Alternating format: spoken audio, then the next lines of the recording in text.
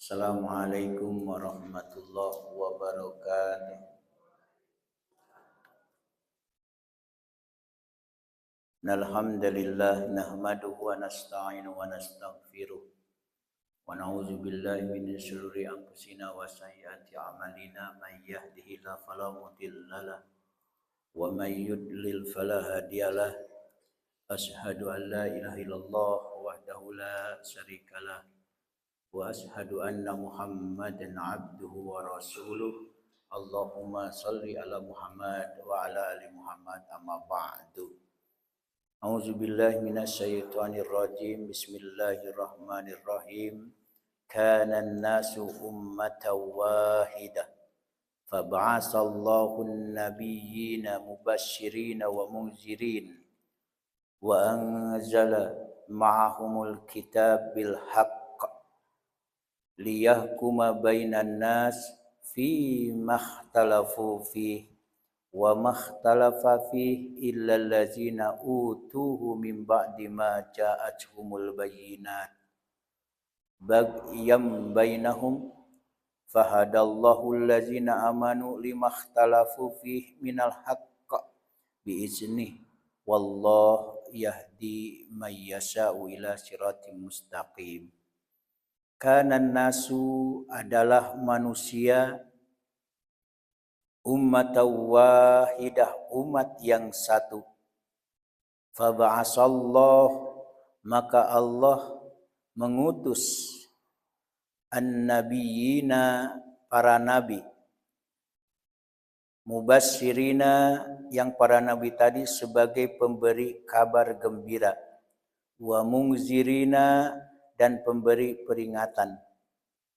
Wa anzala ma'ahumul kitab bil haq, dan Allah menurunkan bersama mereka kitab dengan hak, dengan benar. Liyahkuma, untuk memberi keputusan bainan nas, di antara manusia, fi makhtalafu fi, tentang perkara yang mereka perselisihkan. Wa mahtalafa fi, tidaklah berselisih tentang kitab itu, illa, melainkan allazina utuhu min ba'di ma ja'atuhumul bayyinah, melainkan orang yang telah didatangkan kepada mereka kitab. Kemudian setelah itu datang kepada mereka keterangan-keterangan yang nyata, al-bayyinat. Bagyam bainahum, karena dengki antara mereka sendiri, di antara mereka sendiri. Fahadallah, maka Allah memberikan hidayah, memberikan petunjuk, memberikan pedoman. Allazina amanu, yaitu orang-orang yang beriman. Limahtalafu fih minal haq biiznih, yaitu kepada kebenaran tentang hal yang mereka perselisihkan itu. Tentu itu semuanya adalah mayyasha, dengan kehendaknya atau terhadap siapa yang ia kehendaki. Ila siratim mustaqim, kepada jalan yang lurus. Kangku Bapak, Ibu rahimakumullah, alhamdulillah pada pagi yang cukup sejuk ini kita diberikan oleh Allah kesempatan dan kesehatan sehingga sampai di rumahnya. Ada yang ibu yang baru datang? Silakan, mungkin masih ada itunya. Nah, masih ada, Bu. Selamat bergabung kembali Pak Dap Ismail dari Belanda yang singgah dulu dari Padang. Kemudian juga dari Malaysia juga datang Pak Haris yang di pintu. Tidak apa-apa masuk ke dalam, dan juga saudara-saudara kita yang ada di luar.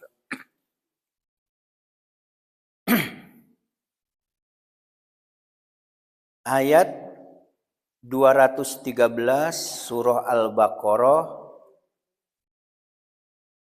ungkapannya kana nas ummatan wahidah. Manusia itu adalah umat yang satu.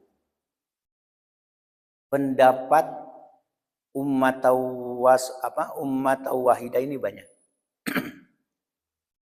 Ada yang mengatakan umat wahidah, umat yang satu itu pertama asalnya dari Nabi Adam.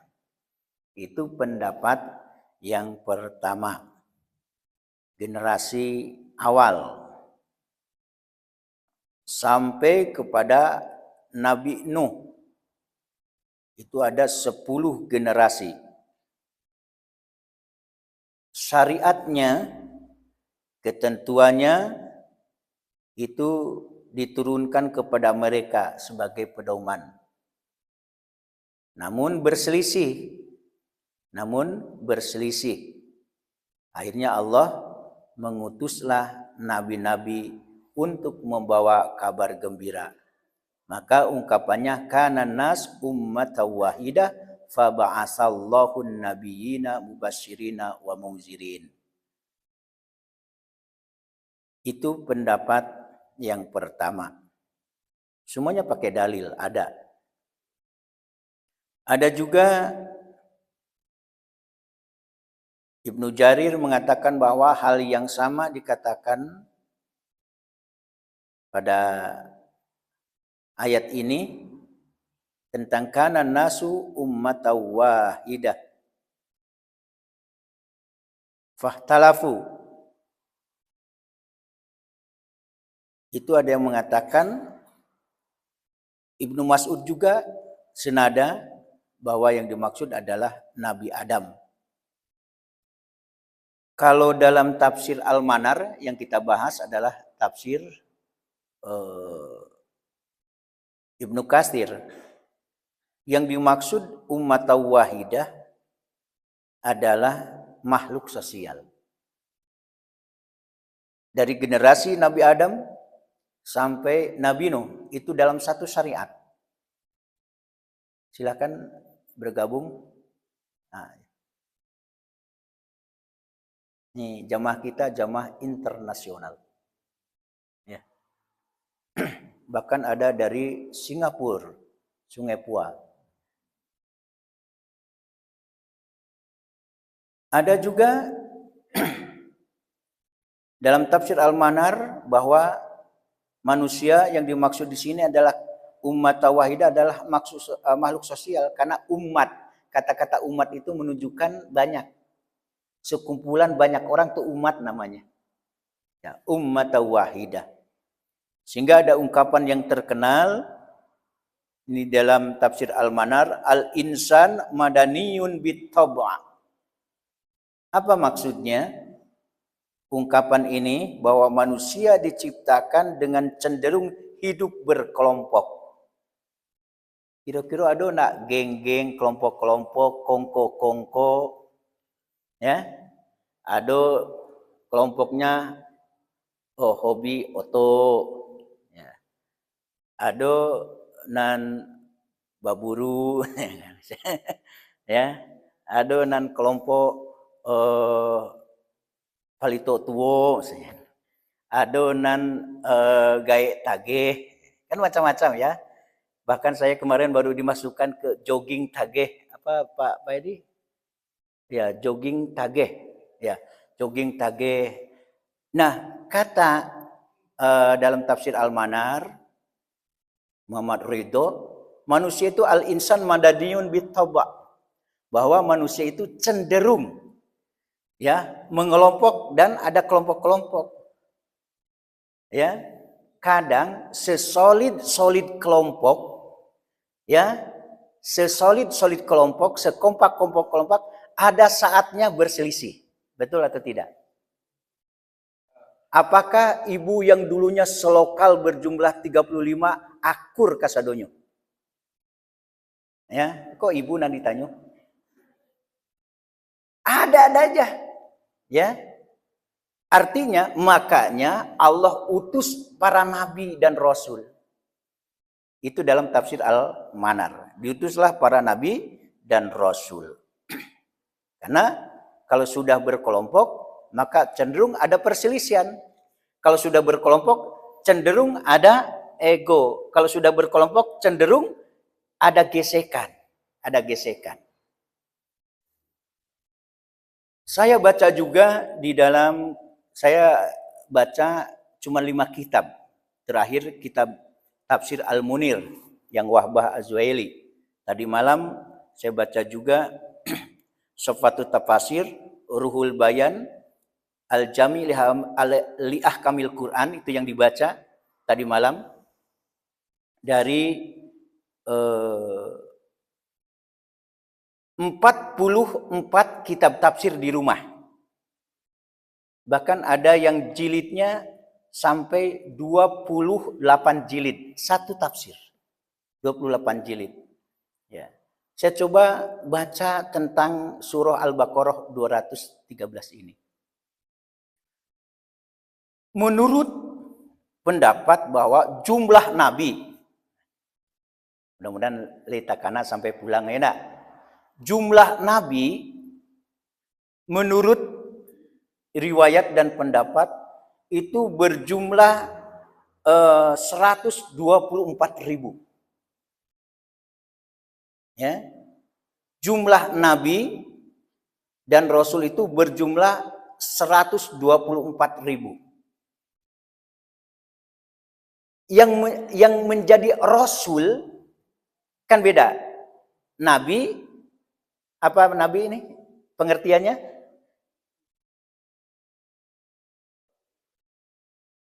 Ya, luar biasa. Di mana pesantren Pak Leman kok? Singgalang, pesantren Singgalang. Nabi ini adalah menyampaikan untuk kalangan kaumnya sendiri. Itu nabi, betul. Nanti dikasih hadiah nanti. Ya. Kalau rasul untuk umat yang banyak, itu rasul. Nah, yang menjadi rasul 313 orang. Dalam Al-Quran yang namanya langsung disebut itu ada 18 menurut satu pendapat. Kalau tidak percaya, kita hitung kembali. Yang wajib diketahui dan diimani memang keseluruhannya. Tapi yang disebutkan baik dalam hadis dan Al-Quran dan hadis itu adalah 25. Jadi sekali lagi jumlah nabi itu 124.000. Banyak juga. Kita banyak tidak tahu, ya, tidak tahu. Nah, yang berstatus rasul 313. Yang dalam Al-Quran disebut namanya itu 18. Disebut namanya. Kita lanjutkan. Wa anzala ma'ahumul kitab. Wa anzala ma'ahumul kitab bil haq. Dan Allah menurunkan bersama mereka kitab dengan benar. Untuk apa? Liyahkuma bainan nas fi makhtalafu fi.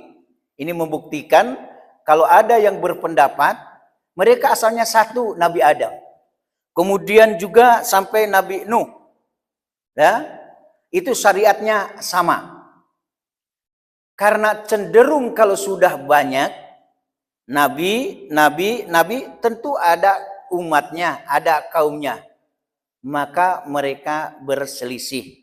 Wajar kalau ada yang mengatakan dari satu, kemudian Nabi Adam punya anak. Berselisih juga. Yang satu dibunuh. Sampai ada yang menafsirkan seperti itu. Ya. Kemudian cukup banyak dari satu nabi ke nabi yang lain, maka ada juga yang dolal, sesat. Akhirnya timbul juga perselisihan. Maka dibekalilah para nabi dan utusan itu dengan Alkitab. Dengan Alkitab. Namun sekarang ada juga kacau ini. Ya, ada Mamah Gufron. Nah, itu.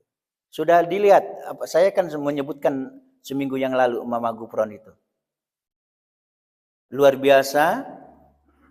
Dia punya kitab sendiri di samping Al-Quran.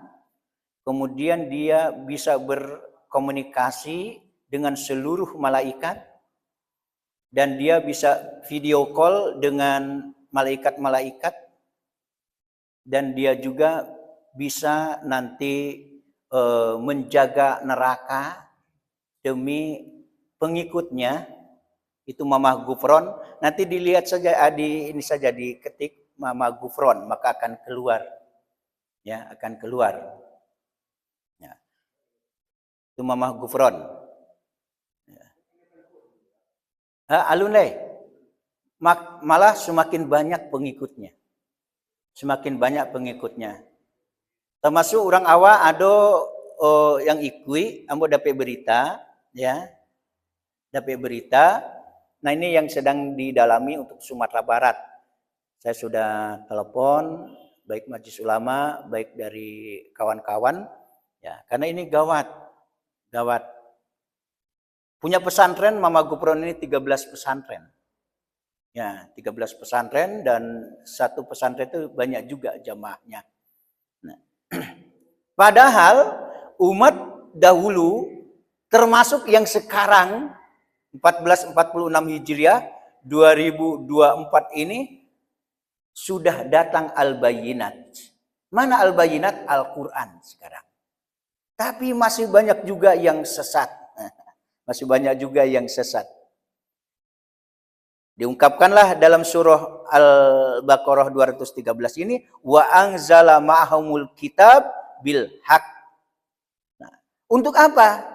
Supaya nanti kalau ada perselisihan, perseteruan, ya, dengan pedoman ini bisa terselesaikan, ada solusi, ya, untuk menyelesaikan problem-problem yang dihadapi. Makanya diungkapkan liyahkuma bainanas, agar mereka memberi keputusan di antara manusia tentang perkara yang mereka perselisihkan. Nah, wa mahtalafa fi illal ladzina utuhu mim ba'di ma ja'athumul bayyinah bagyam bainahum. Karena ada juga bagian. Apa arti bagian?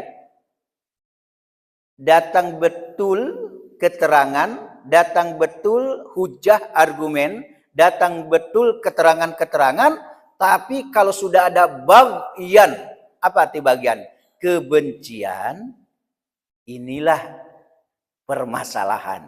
Bagian kebencian itu yang menyebabkan susah menerima bukti kebenaran, termasuk kitab-kitab kepada mereka, termasuk sekarang Al-Quran.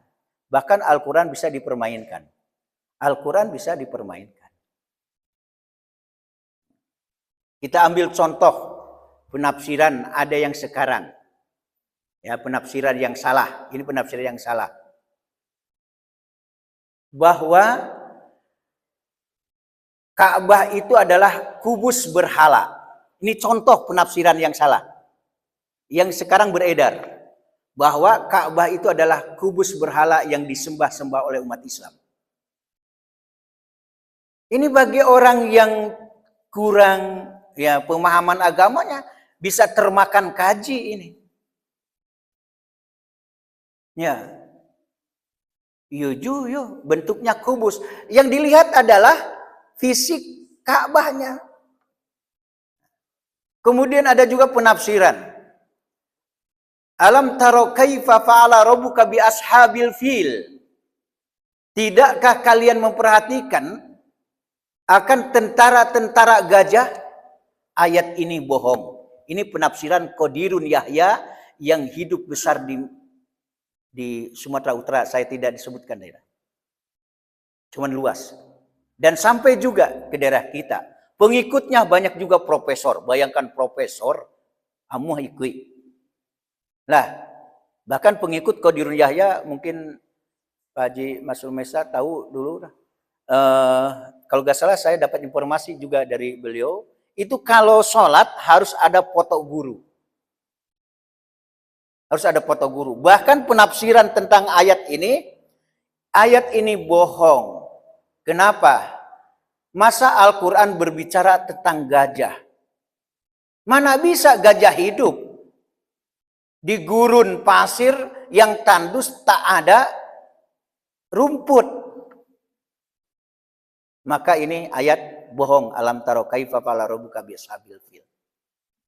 Lain lagi penafsiran Darmo Gandul. Nah, ini timbul perselisihan padahal sudah datang Al-Qur'an misalnya. Zalikal kitabu, itulah, ya. Apa yang dimaksud itulah? Alat vital. Ini penafsiran Darmo Gandul. Juga membahayakan.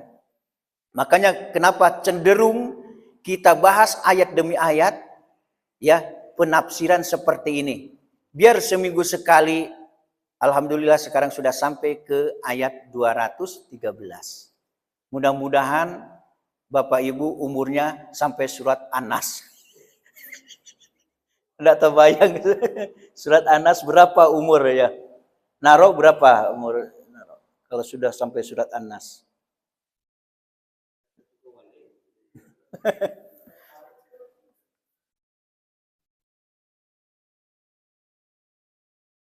Ada juga yang mereka perselisihkan adalah kiblat.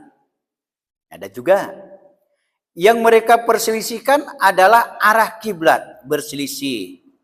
Ada juga orang Yahudi dan Nasrani juga berbeda pendapat, berselisih akhirnya tentang apa? Tentang hari Jumat. Sehingga orang Yahudi mengambil hari Sabtu untuk beribadah.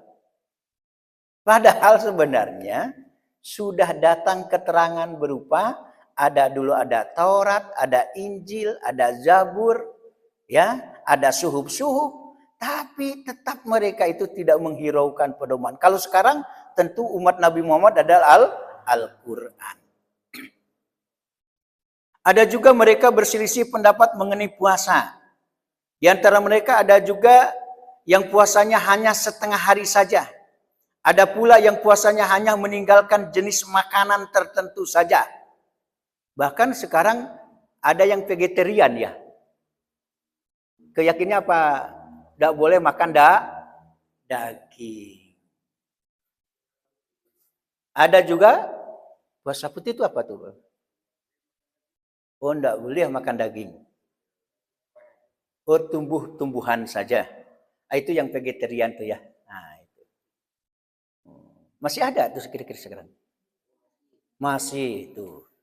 Saya banyak bertanya kepada Pak Leman karena dia banyak kerja di dinas-dinas.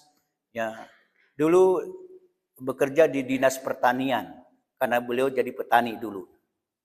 Kemudian dia di dinas perhubungan karena dia ngojek dulunya. Menjadi tukang ojek, pimpinan malah, koordinator ojek yang soleh. Nah, kemudian dia juga kerja di dinas mana lagi? Di dinas perdagangan, Manggaleh dulu sampai ke Jawa. Nah, sekarang di Kementerian Agama. Di Nurul Huda. Banyak wawasan beliau. Ya, termasuk kawan-kawan yang hadir ini luar biasa, minta masukan. Di halaman 3 bukan di halaman 2, salah ngasih halaman ini ya. Nah, apa-apa ya. Bukan era ini yang salah, itu komputer itu ya, komputer. Mereka berselisih pendapat mengenai Nabi Ibrahim. Orang-orang Yahudi mengatakan bahwa Nabi Ibrahim adalah pemeluk agama Yahudi. Sedangkan orang-orang Nasrani mengatakan bahwa Nabi Ibrahim adalah pengikut agama Nasrani. Itu berbeda pendapat juga. Berbeda pendapat mengenai Nabi Ibrahim. Kemudian mereka juga berselisih pendapat mengenai Nabi Isa. Orang-orang Yahudi mendustakannya dengan mereka menuduh ibu ibunya berbuat dosa yang besar, yaitu zina. Sedangkan orang-orang Nasrani menjadikan sebagai Tuhan dan anak Tuhan. Berselisih juga. Ar-Rabi Ibnu Anas mengatakan, sehubungan dengan firman Allah, maka Allah memberi petunjuk orang-orang yang beriman kepada kebenaran tentang hal yang mereka perselisihkan itu dengan kehendaknya. Yakni di saat mereka berselisih pendapat, maka umat Muhammad berada pada jalan seperti apa yang dibawa oleh Rasul-Rasul sebelum mereka, yaitu umat terdahulu. Ya, berselisih pendapat, umat Muhammad menegakkan keikhlasan hanya kepada Allah, ya, dan juga hanya menyembah kepada Allah semata juga, tiada sekutu baginya, mendirikan sholat, menunaikan zakat. Mereka menegakkan perkara yang semula sebelum terjadi perselisihan dan menjauhkan diri dari segala bentuk perselisihan. Nah, maka umat Nabi Muhammad menjadi saksi atas umat manusia semuanya kelak di hari kiamat. Mereka menjadi saksi atas kaum Nabi Nuh, kaum Hud, kaum Saleh, kaum Nabi Syuaib, dan keluarga Fir'aun, bahwa para Rasul telah menyampaikan risalah Allah kepada mereka, tetapi mereka mendustakan para Rasulnya. Apa alasannya? Isi Al-Quran ini bercerita tentang umat-umat terdahulu sampai di masa depan. Ini kehebatan mukjizat Al-Quran. Insyaallah, makanya tepat kita bahas tentang tafsir Al-Quran. Karena di Al-Quran ini tentu pasti akan membahas tentang akidah, membahas tentang syariah ibadah, membahas tentang akhlak. Kesimpulannya apa? Isi Al-Quran adalah hudal linas wa bayyinatin minal huda wal furqan. Dan bahkan di sini dikatakan wallah yahdi mayyasha. Wallah yahdi mayyasha, dan Allah selalu memberi petunjuk orang-orang yang dikehendaki. Kalau dia mau menjemput petunjuk, maka dapat hidayah petunjuk, sembahyang indah, mengaji indah, ya, kawan-kawan jurang elo indah, susah mendapatkan petunjuk. Bahkan di dalam surah Al-Isra, misalnya surah yang ke-17 ayat yang ke-9, inna hazal Qur'an yahdi lillati hiya aqwam. Sesungguhnya Al-Quran ini menjadi petunjuk ke jalan yang lurus. Ada lagi ungkapan di sini, ila siratim mustaqim, kepada jalan yang benar, yang lurus. Artinya hanya milik Allah semata, kebijaksanaan, hujah argumen yang kuat, yang landasannya juga adalah kuat. Di dalam kitab Sahih Bukhari dan Muslim disebutkan sebuah hadis dari Siti Aisyah bahwa Rasulullah SAW apabila akan bangkit melakukan sholat sunat malam, ya, di malam harinya, beliau selalu mengucapkan doa berikut, ya Allah, ya Tuhan Jibril, Mikail dan Israfil, pencipta langit dan bumi, yang maha mengetahui hal yang gaib dan hal yang nyata, Engkaulah yang memutuskan perkara di antara hamba-hambamu dalam hal-hal yang mereka perselisihkan di masa silam. Berilah daku petunjuk kepada kebenaran yang diperselisihkan dengan kehendakmu. Sesungguhnya engkau selalu memberi petunjuk orang-orang yang engkau kehendaki kepada jalan yang lurus. Karena ada disebutkan, ya, perselisihan demi perselisihan dari masa ke masa, dari nabi sampai juga kepada Nabi Muhammad. Maka kalau mau sholat malam sering mengungkapkan kata-kata ini Rasulullah SAW. Terakhir ada juga disebutkan doa yang ma'thur. Ya, tulisannya sebenarnya pakai ini, pakai TS, ma'thur di sini, ya, disebutkan Allahumma arinal haqqo haqqon warzuqna tiba'ah. Ini sering, ya, sering dibacakan oleh para imam. Wa arinal batila batilan warzuqna tinabah. Ya, dan selanjutnya, ya Allah, tunjukkanlah kami kepada perkara yang hak, yang benar, yang sesungguhnya, dan juga berilah kami rezeki kekuatan untuk mengikutinya. Dan perlihatkanlah kepada kami bahwa yang batil ini adalah batil, nampak ya oleh kami, terlihat apa adanya, maka berilah juga kekuatan agar kami mampu untuk menjauhi kebatilan tersebut. Jadikanlah ini doa kita. Kalau tidak hafal bahasa Arabnya, dengan bahasa kita. Karena terus terang saja, semakin kamari, semakin canggih, ternyata terkadang bertolak belakang. Coba, semakin banyak rumah sakit, semakin banyak dokter spesialis, tapi penyakit semakin, iya itu. Tidak semua pedoman itu akan diikuti. Jangankan itu, coba siapa yang pernah pakai Google Map pergi ke perjalanan? Sampai di Facebook ada Otto Avanza sampai ke sawah karena ulah mengikuti Google Maps. Ya, belok kiri 100 meter lagi, kemudian lurus, kirinya lurusnya ke sawah. Ya gitu. Jadi harus hati-hati juga gitu. Ya. Tidak jujur. Nah, Google Map-nya. Mudah-mudahan yang jelas kalau Google Map yang tidak sase, yang tidak salah adalah Al-Quran. Insya Allah, Allah berikan kekuatan bagi kita semuanya. Ada yang memberikan masukan tambahan? Silahkan Pak Agus. Waalaikumsalam.